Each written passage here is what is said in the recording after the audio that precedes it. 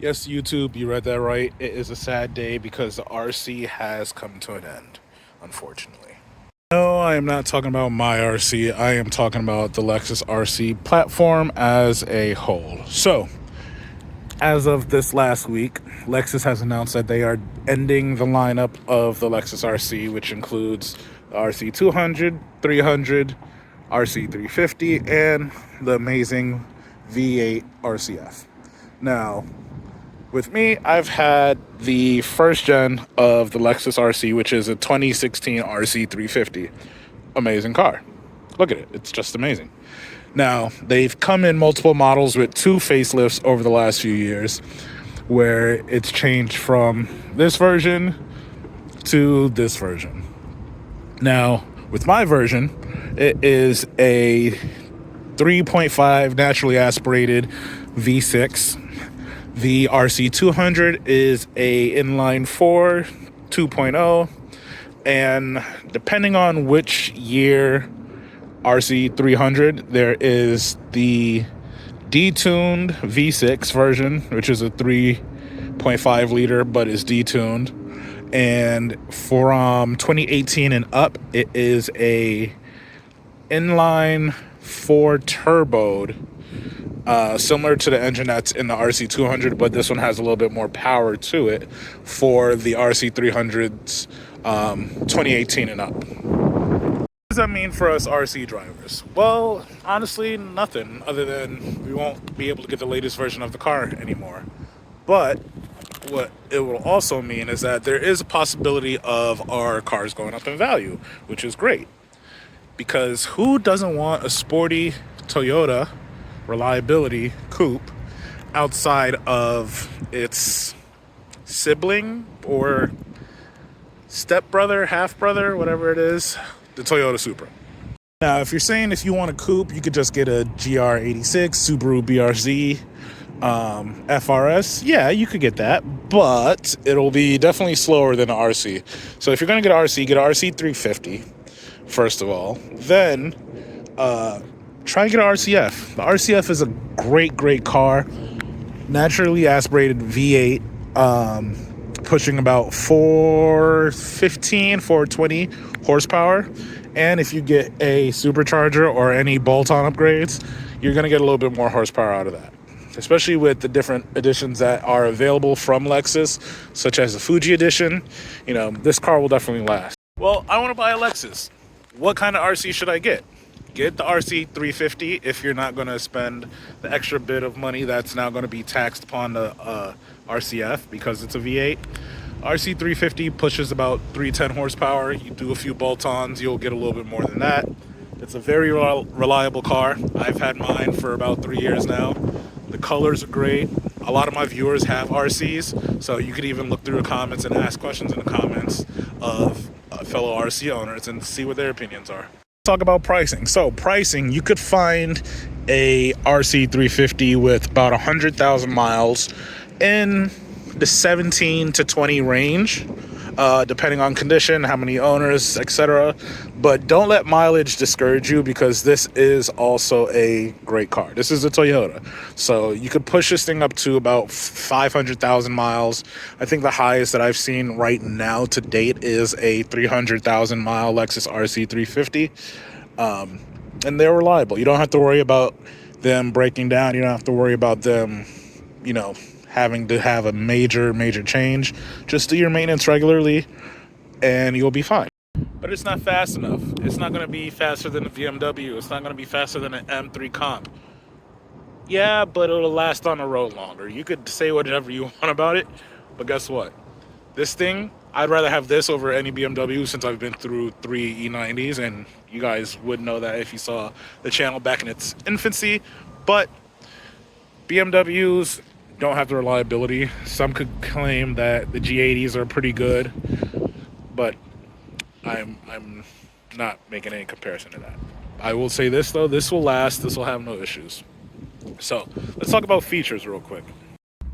On the interior, nice leather, Mark Levinson sound system, nice infotainment system, and this is a 2016, so that's always upgradable. You could get a further upgraded infotainment system, But one of the few things that I like here is this dial right here. So in the dial, it can adjust similar to how the RCF is, or the older ISFs actually, where it could move back and forth and show it the different stats that you need with its dial button. Do that one more time. Boom. Check to see what your mileage is, your average miles per gallon, your audio, your radio, things like that. And you can have that on while driving, so that's not an issue. So a lot of people will talk about artificial sound in new vehicles. So me, for example, I have this. This is what the RC comes with. This promotes artificial sound in your car. I clearly don't need it because I do have a bolt-on kit with a NVIDIA exhaust, RCF exhaust, NVIDIA mid-pipe, actually. And if I turn this up and try to rev, it's going to sound a little bit confusing with the fact that, you know, this sound's available and the actual sound of my car. So let's try it.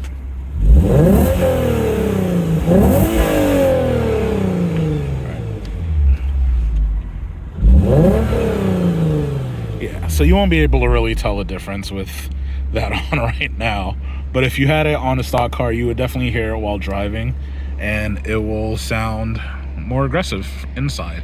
But again, if you have this car, all you have to do is just turn this down and it's all right. Under the hood, 3.5 naturally aspirated V6.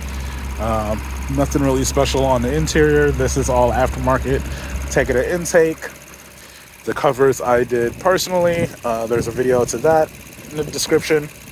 And yeah, I mean, it's a great engine. Nothing to really complain about. So other features, blind spot detection and pre-collision warning are installed with this vehicle. So the sensors are on the front, blind spot detectors are on the window, and for parking as well too, you get your little sensors.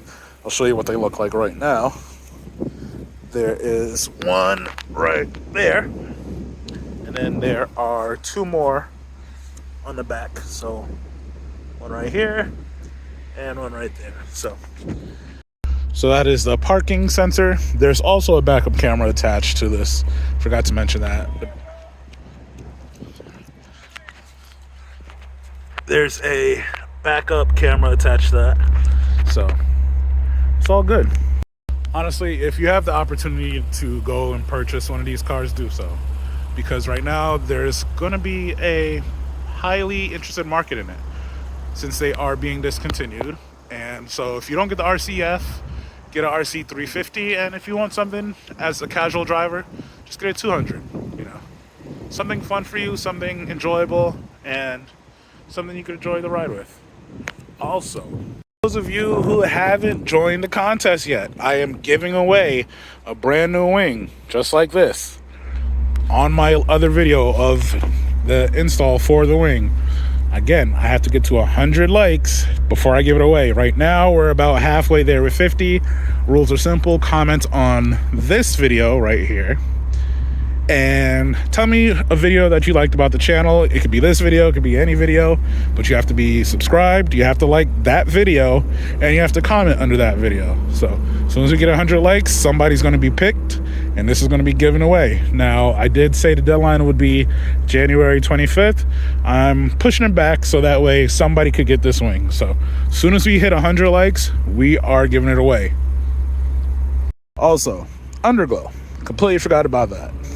So, the Defiant Garage website has underglow on it, as well as a few other things for Lexuses, BMWs, Subarus, and more. So, right now, it's everything that has been on this car and shown on any previous videos on the website, as well as anything in the future. There's going to be more additions for cars, different equipment, add-ons, pieces, body kits, things like that. Especially these underglow lights. The underglow lights are selling right now, so if you want one, just take a second right now, use your phone, scan that QR code right there, and you'll be good to go. It'll take you to the Linktree page, which shows our social media, our website and any information that you guys may need. So, again, I'm Jay. Thank you for watching the channel, and get yourself a Lexus. Why not?